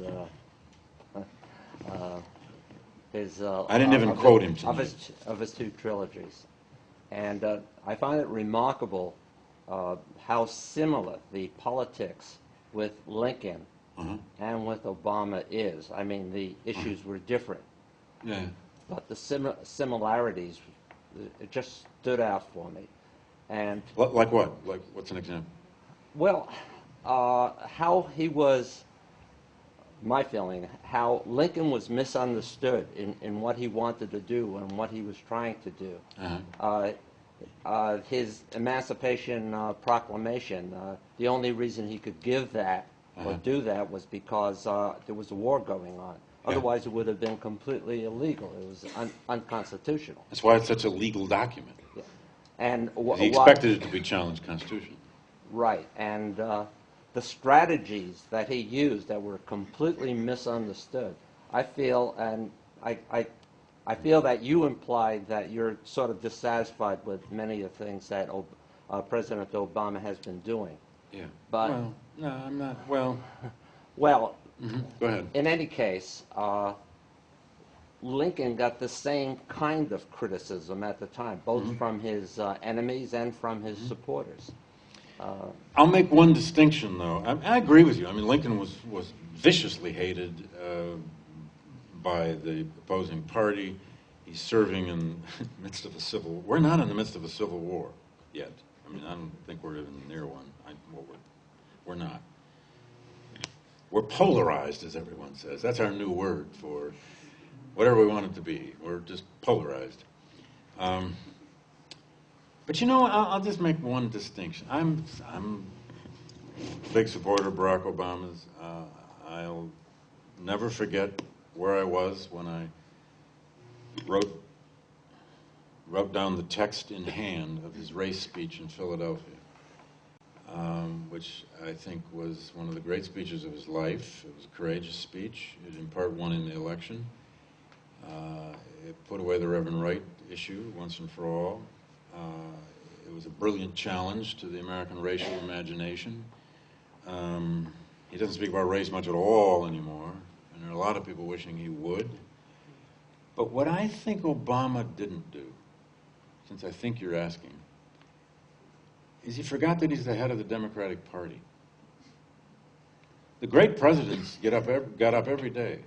A Lincoln, a Roosevelt, take your LBJ. And knew they were the president of the United States, but they also were the leader of their party. And we don't like parties now at all, right? Partisanship's about as dirty. Partisanship's like child abuse now. You know, it's just a terrible thing. You know, it ought to be illegal. It ought to be, you know, an original sin or something. No, it isn't. Things have gotten done in our history because of partisanship. It all depends on whether you agree with it. What is the New Deal but partisanship? Social Security was created by some partisans against some people who were really partisan, condemning it as socialism. You know, the GI Bill was created out of partisanship. That was socialism too. Marlborough College, I'm told, was founded on GI Bill money. And also Obama's, I mean, you've heard all this. You don't need me to say it. Obama spent way too much time trying to deal with them. They weren't going to deal with him. They were saying no from day one. And so did Lincoln. Well, actually, you know, Lincoln had it in some ways easier. The Democratic Party he had to deal with wasn't nearly as powerful and strong as the Republican Party that Obama has to deal with. Although the Democrats gained back a lot of Congress in the elections of 1862, they lost again in 1864. I mean, these comparisons can get a little skewed between Lincoln and Obama. And Obama, of course, invoked Lincoln himself at every opening his campaign on the steps of the old state capitol in Springfield. Was, whoa, brilliant. I mean, why not? It didn't matter how cold it was. I don't know. I mean, we can disagree about whether Obama was too bipartisan, but at some point, I just kept waiting for him to wake up and. Well, the speech he just gave yesterday in Osawatomie, Kansas, of all places. Have you noticed how the only historical analogy anyone's drawn from that is Teddy Roosevelt's famous speech there in 1910, but no one remembers the John Brown battle it was fought. There's a giant statue in Osawatomie, Kansas of John Brown. I mean, he was called Osawatomie Brown after the battle in Bleeding, Kansas. I would have thought Rush Limbaugh and the entire right would be destroying Obama now. He's invoking John Brown. He wants everybody to shoot people. He went to Osawatomie, but he went there to be a populist. I mean, he really did. He's mouthing words like greed. He's discovered greed. Well, I think he knew there was. Anyway, yes, ma'am. I have two questions. The one about Obama that you're thinking about, remember, he's a child of the 70s and 80s. Not the 60s. And rugged individualism has been very much, as teachers, we're saying, be a critical thinker, do your own thinking. It's about you. It's not about us. So there's your party. It's a party of individuals. Yeah. My second... That's a good point. Yeah, the individualism is... I think that's a great point. Yeah, individualism is very much pushed everywhere. You're growing up in the child of the 60s. You heard a lot about, say it loud, I'm black and I'm proud. You heard it's about you, because of all of the what I consider the post-traumatic slave syndrome that has gone in with Americans. An enduring injury by Dr. George DeGoy about this whole piece. The other question is, bringing it back to Vermont, 2 or 3 out of the Civil War writers that you wrote about ended up in Vermont. Yeah. That's very interesting for me.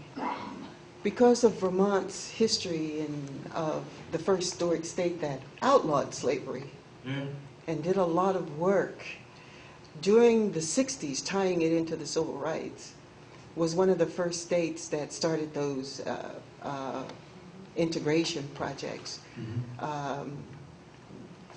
Films done by Lauren Green and I was a product of that, how I got to Vermont.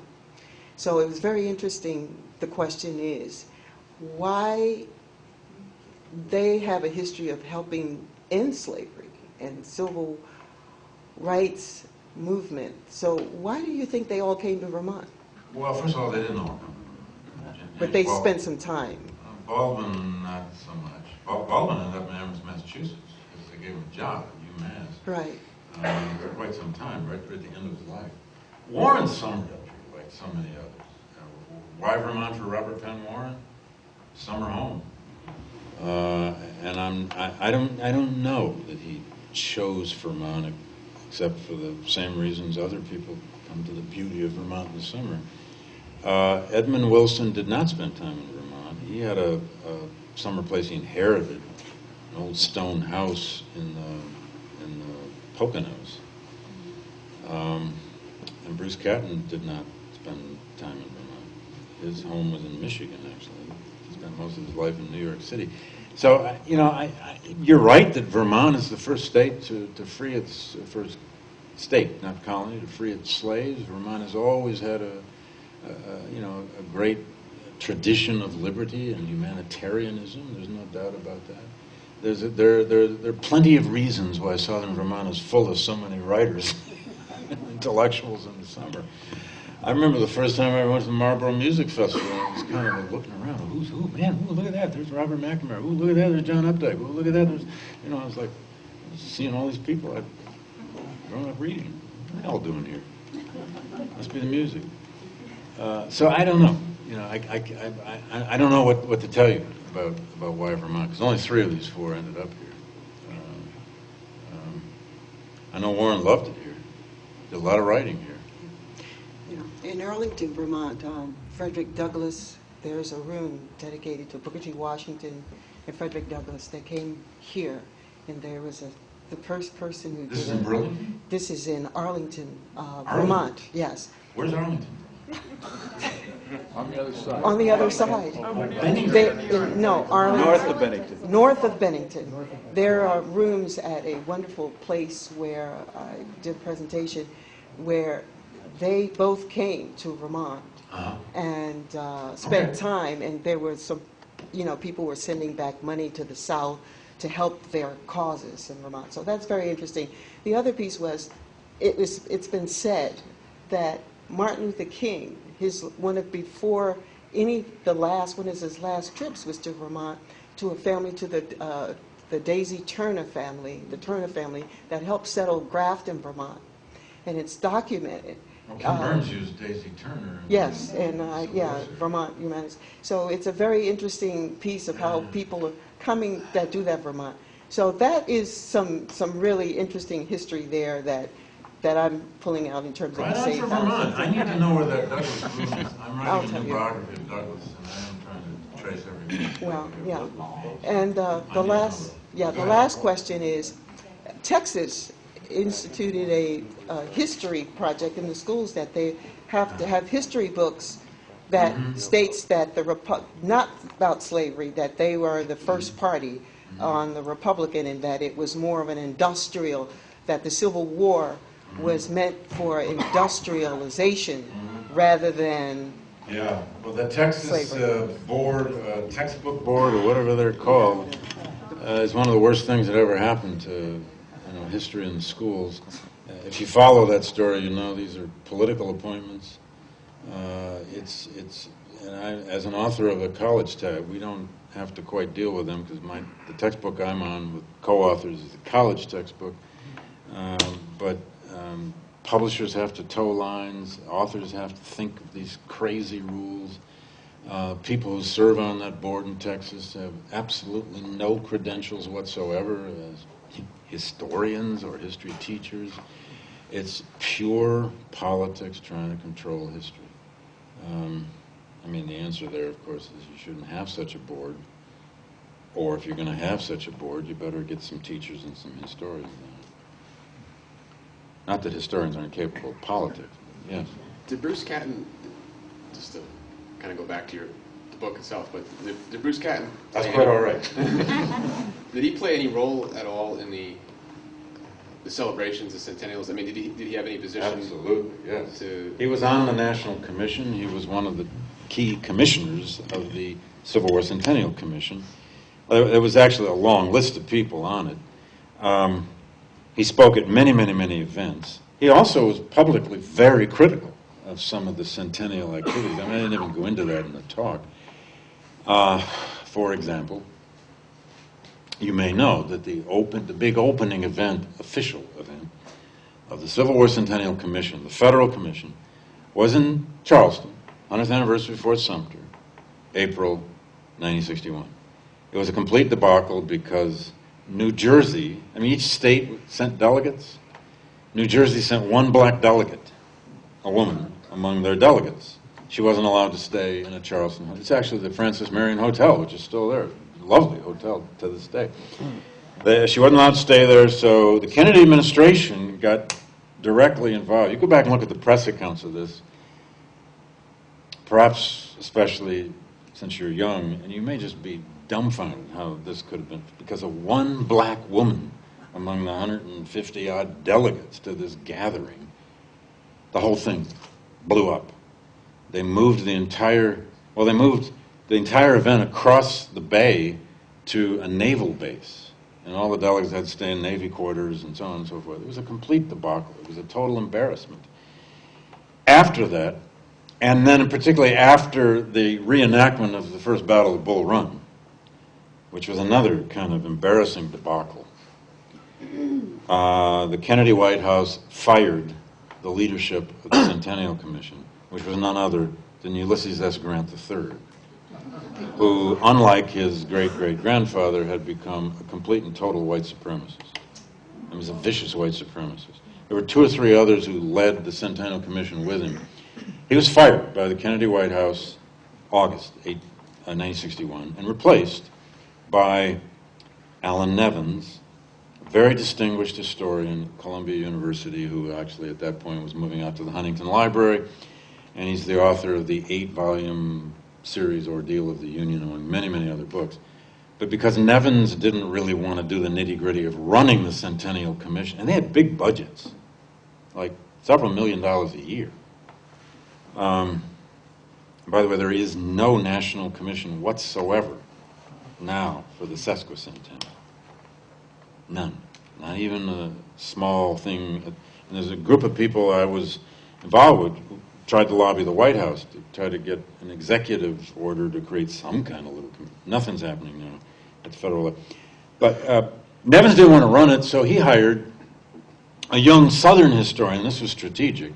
A young 34-year-old guy named Bud Robertson, who was from North Carolina and Virginia, who had a good Southern drawl, was a good historian, but he could go south to all those Southern commissions and talk with them and deal with them and try to get them to do something sensible other than just more, Confederate celebration, with very mixed results. And I'll give you one example. On the 100th anniversary of the preliminary Emancipation Proclamation, which is September 22nd, 1962. We'll have the 150th next year. They planned an event at the Lincoln Memorial. Obviously, the obvious place to do it, Lincoln Memorial. Well, initially, the keynote speaker was going to be Kennedy. But because of this pressure from King and SCLC to issue the second proclamation of emancipation, and because he knew he wasn't going to do that, and because of the history happening at that moment in the South in the Civil Rights Movement was so sensitive and so violent and so troubled, about 2 weeks before the event, Kennedy decided he wasn't going to go. He had a prior engagement. The prior engagement was the America's Cup yacht race at Nantucket. So, to replace Kennedy as the speaker, he didn't ask Martin Luther King. His appointment at the Lincoln Memorial was still 10 months off. But they got Adlai Stevenson, Secretary of the United Nations, former presidential candidate, but he was from Illinois, right? So he would know Lincoln, and he did know Lincoln. But Adlai Stevenson is the main speaker. And at the last minute, they realized they hadn't invited any black spokesman of any kind to be. This is 1962. You have to realize the past is the past. It was such a different, such a different moment in American race relations.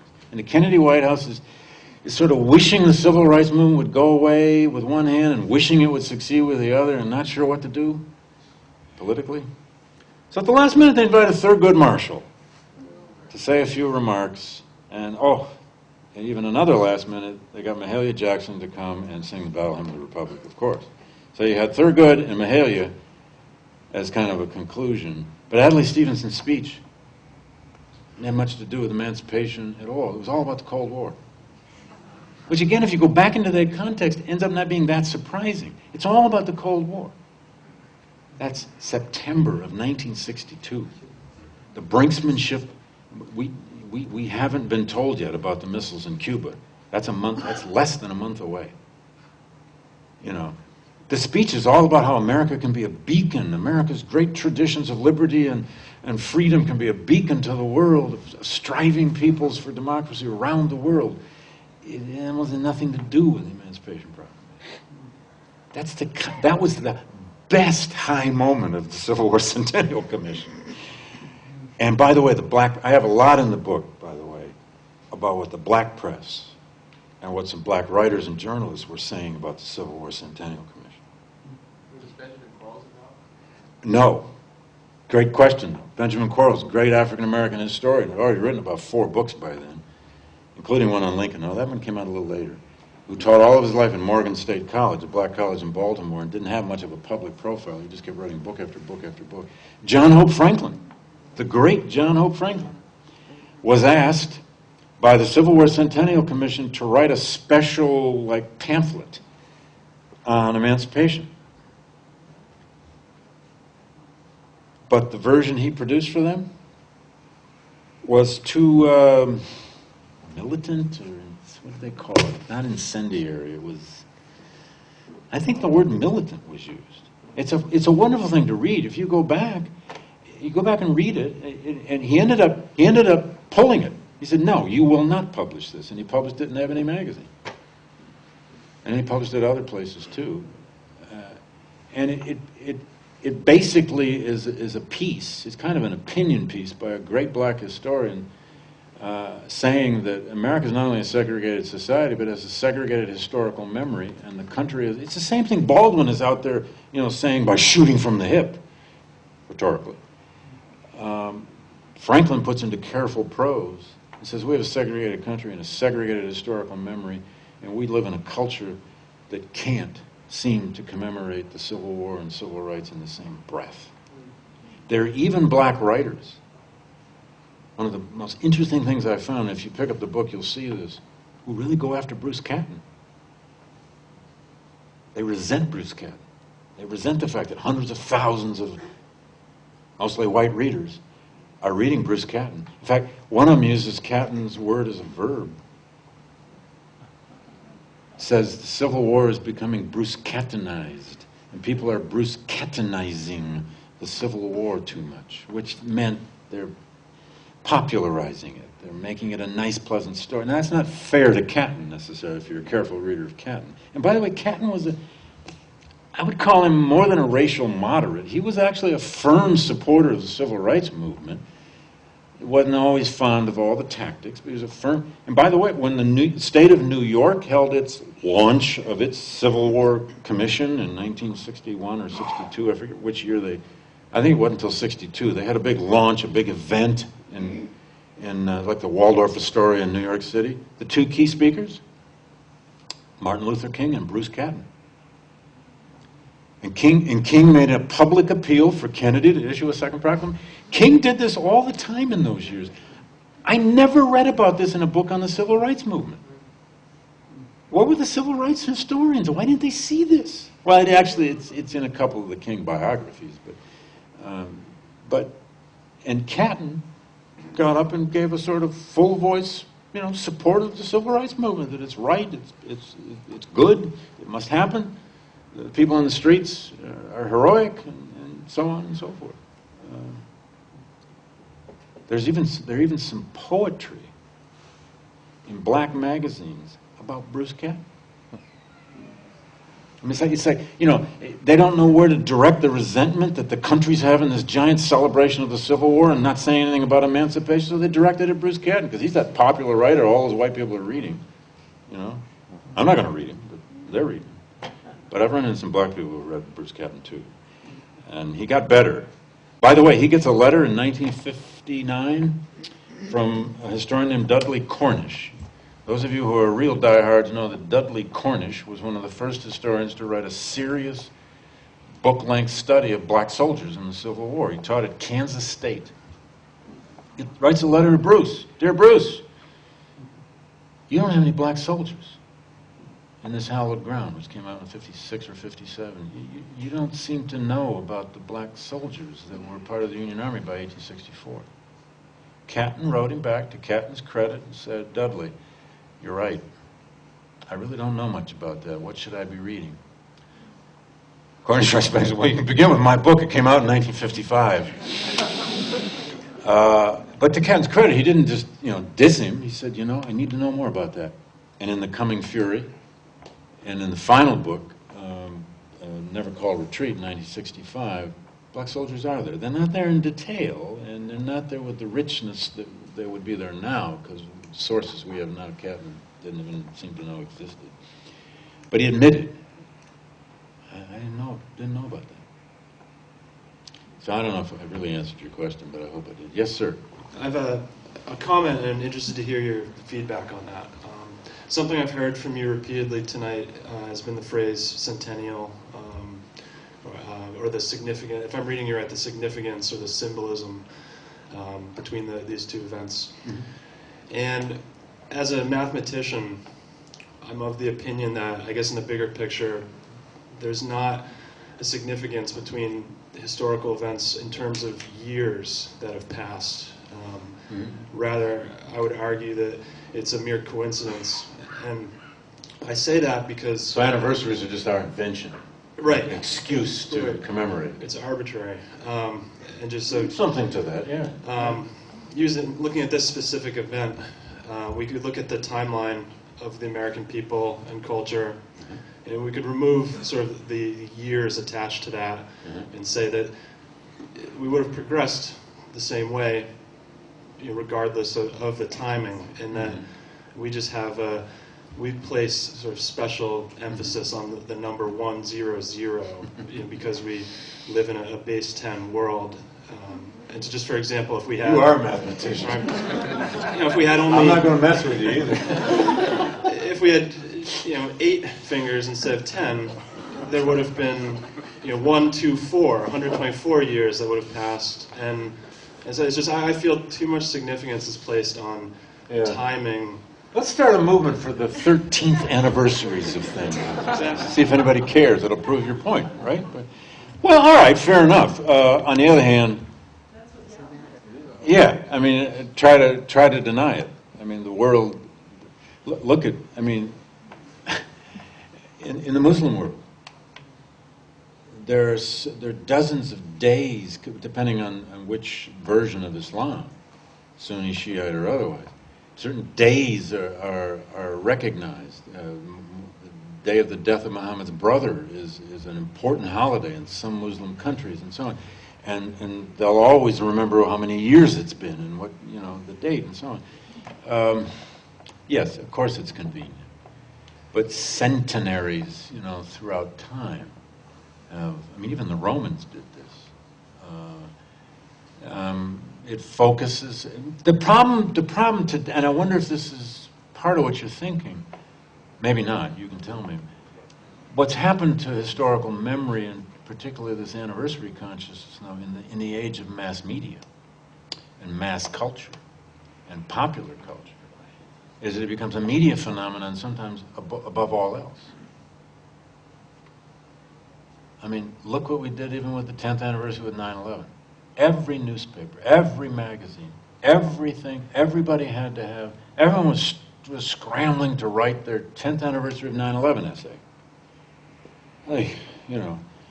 And I say that in part because I'm actually an advisor. I'm on a small advisory group for the 9/11 Memorial Museum.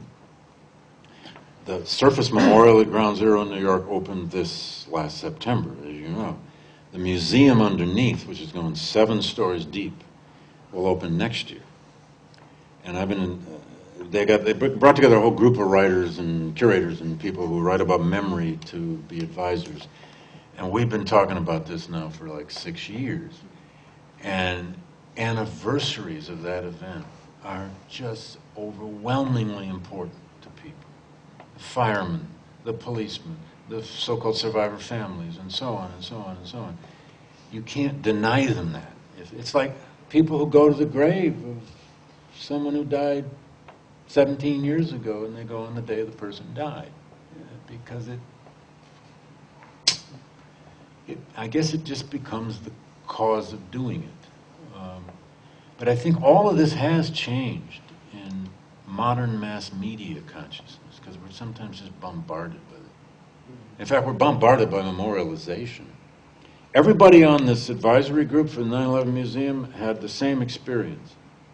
We're all on kind of some sort of dial 1-800 memory or something. I don't know. I mean, if you just look up historical memory, you're going to come up with a couple dozen scholars who write about this. We all had a call within days of 9/11 from some journalist. Mine came 48 hours after the attack. At least that's what my memory tells me. Maybe it was 3 days. I swear to God it was the second day. It was a Newark, New Jersey reporter who had been given an assignment by her editor to write some kind of piece, 48 hours, to write some kind of piece about what kind of memorial might one day go up there. And she wanted to know what I thought about that. And I remember saying something to her like, I have no idea, ma'am, call me in 10 years.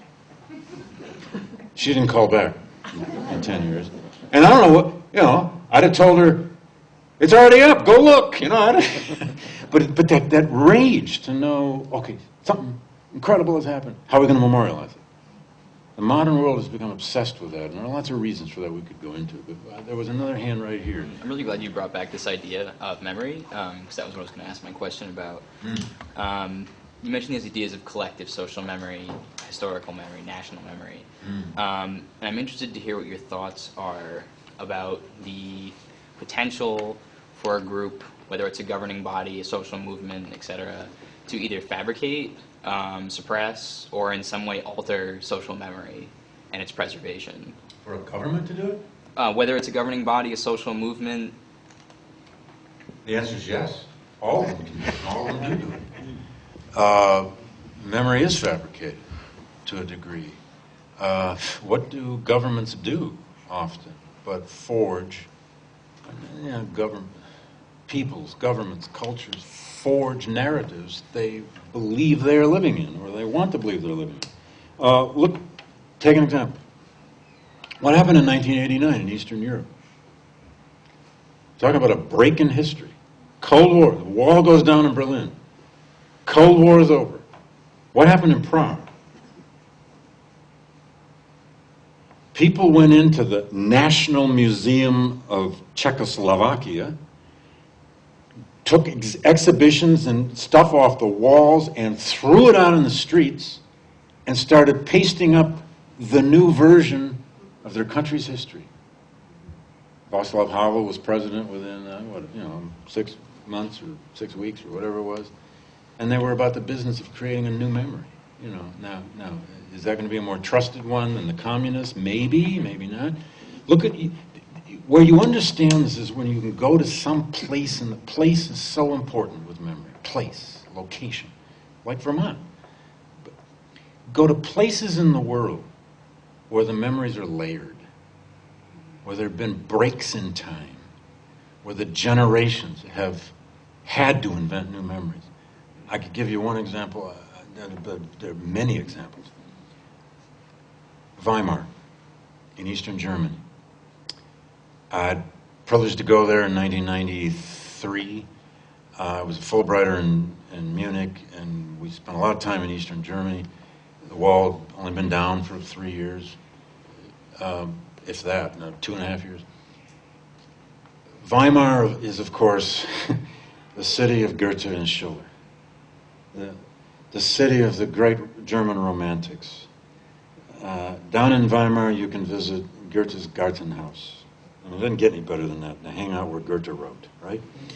But of course, right above Weimar was Buchenwald, one of the major death camps. It was a holding station for Auschwitz, but it was itself a death camp.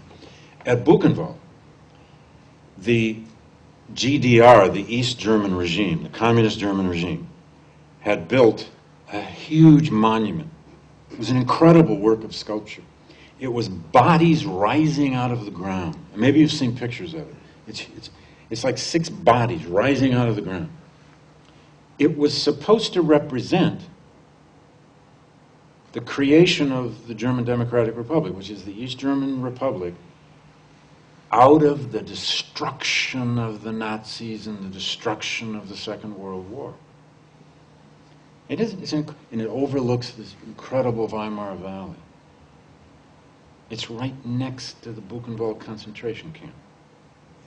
And in the Buchenwald concentration camp, I happened to be there right when they were transitioning from the exhibitions that had been put in by the communist regime to the new exhibitions and the new narrative which is now being created basically by West Germans coming over to rewrite it. Well, the communist regime's narrative, most of which was still there, and by the way, they had a new pamphlet out where you could read about what the new one would be, but the old narrative was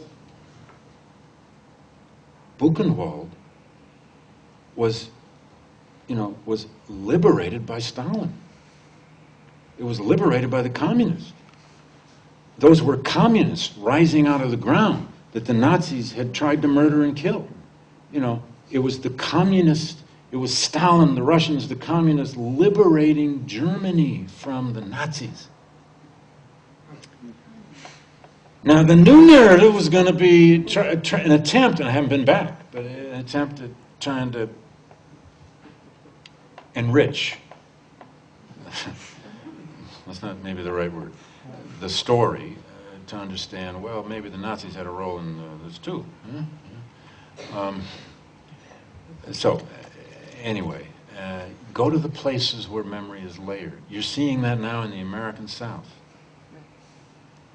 You can go to lots of southern cities and down the street visit the Confederate Museum, and then up here to this street visit the Civil Rights Museum. And you will not see the same constituencies in both of them usually. You might see school groups go from one to the other. We have that all over our country. I mean, if you work with museums at all, you go to museums, you realize museum world is full of this kind of roiling problem of what narrative goes on the walls, what narrative goes in the monitors and in the screens. And there's actually a lot of good news in museums in America now. There's a lot of great stuff happening with American history in museums, and then there's some places. Go to a plantation house in the South. Some of them, you'll look hard to ever know slavery existed there on that huge, huge sugar plantation in Louisiana. Somebody did all that work. But then there are others that are beginning to interpret the slave experience and actually do it pretty well. It's a very mixed bag. Where it's layered is where you learn, and then you have to decide what's fabricated here and what's not.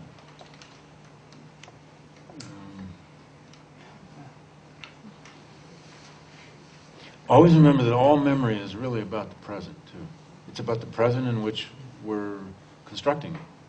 Every monument you ever go by is about the present in which it was unveiled.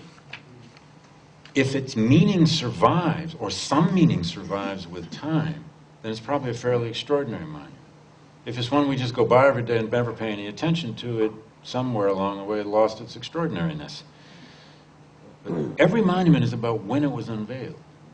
And then it may get new meanings with time. And by the way, if we have an oracle for the Civil War, I think I left out the main one, which is the Lincoln Memorial. Everybody uses it. And the Lincoln Memorial is America's secular temple. Everybody goes there to appropriate that space and use it for their cause. Have you ever gone to the Lincoln Memorial and just hung out like in the middle of the tourist season and just listened to people? I did that once. Part of the one problem is that, it was like there were like 400 7th graders around. But there, the Japanese tourists reading Lincoln's words in Japanese, and the Chinese in Chinese, and there's the father trying to explain to his daughter what Lincoln meant in those words. If we have an oracle somewhere about the Civil War, it's probably those walls of the Lincoln Memorial. Maybe more than anywhere else. But not everybody who goes there likes those words. I think that was the last question, according to Jerry. I think so. Okay. Thank you so much.